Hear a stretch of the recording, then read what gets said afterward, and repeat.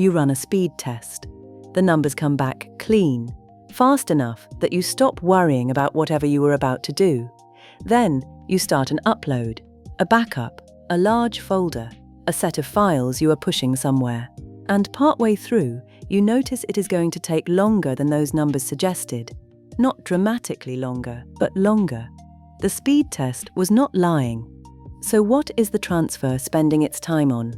The answer is not congestion, at least not necessarily. The answer is not a problem with your router, or your provider, or the server on the other end.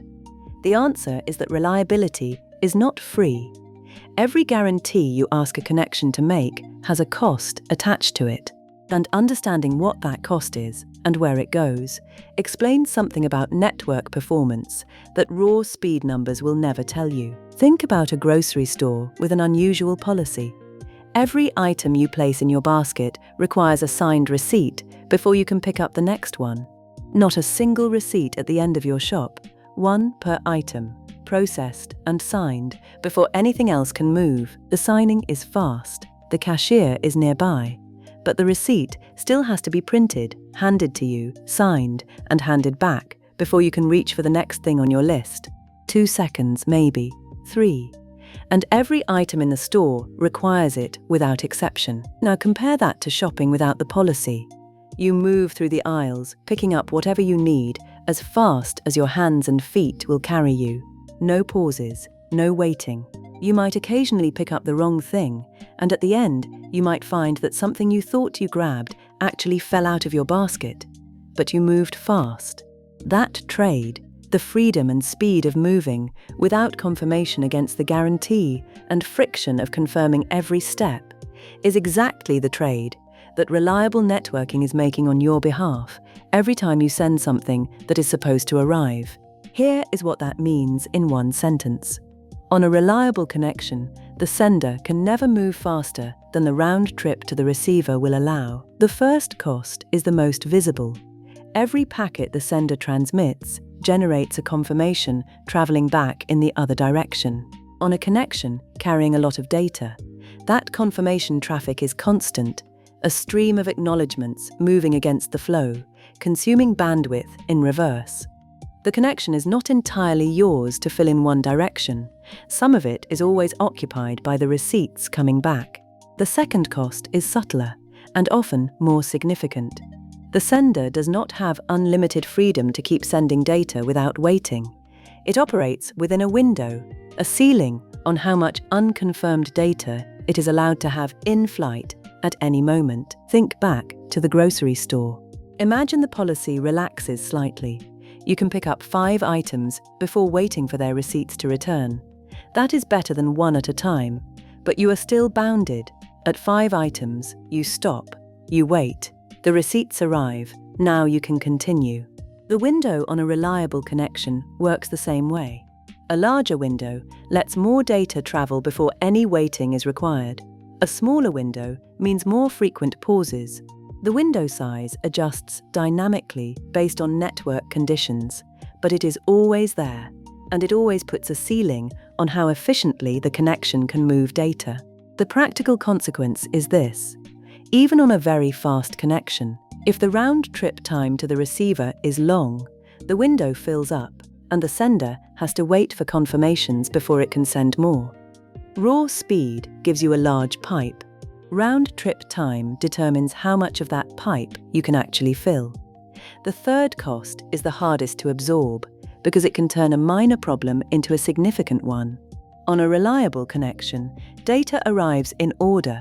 The receiver cannot pass packet 12 to the application until packet 11 has arrived, regardless of how many later packets are already sitting in its buffer, waiting. When a packet goes missing, everything behind it stalls. Not slows, stalls. Packets 13, 14, 15, 20, all queued up, all accounted for, none of them able to move forward past the gap. The connection is not broken, data is still flowing across the network, but none of it can advance to the application until the missing piece arrives and fills the hole. This is called head-of-line blocking, and it is the cost that scales with packet loss. On a clean, uncongested connection, it barely registers. On a congested or unreliable one, where losses are frequent, it can come to dominate the effective throughput of the connection entirely. There is also the cost that comes before any data moves at all. A reliable connection does not open by sending data. It opens with a handshake, an exchange where both sides confirm they are ready and agree on the terms of the connection. That exchange takes at least one round trip before the first byte of content travels. On a long-lived connection, a sustained file transfer, a streaming session, an ongoing API connection, the setup cost is a small fraction of the total time and barely matters. On a short connection that opens, sends a small amount of data, and closes again, the setup cost can rival or exceed the transfer itself. The overhead is fixed. What varies is how much useful work you get to spread it across. None of this is a mistake in the design. The engineers who built reliable protocols were not unaware of these costs. Every one of them has been the subject of decades of optimization work. Larger windows, smarter acknowledgement strategies, faster connection setup. The overhead has been reduced at the margins, sometimes substantially, but it has not been eliminated, and it cannot be, because the confirmation that reliability depends on must travel back across the same network the data traveled forward across. Physics sets a flaw. Engineering determines how close to that flaw the system gets. What this means is that reliability and throughput exist in tension. You can have certainty, or you can have maximum speed. Reliable protocols choose certainty, and they spend some of your available throughput to maintain it. Speed and throughput are not the same measurement. Speed describes the pipe, how fast data can travel across the network in principle. Throughput describes how much of that pipe is available for your content after the cost of the guarantee has been paid. A reliable connection spends some of that pipe on confirmations, some on waiting, some on the mechanics of keeping track of what arrived and what did not.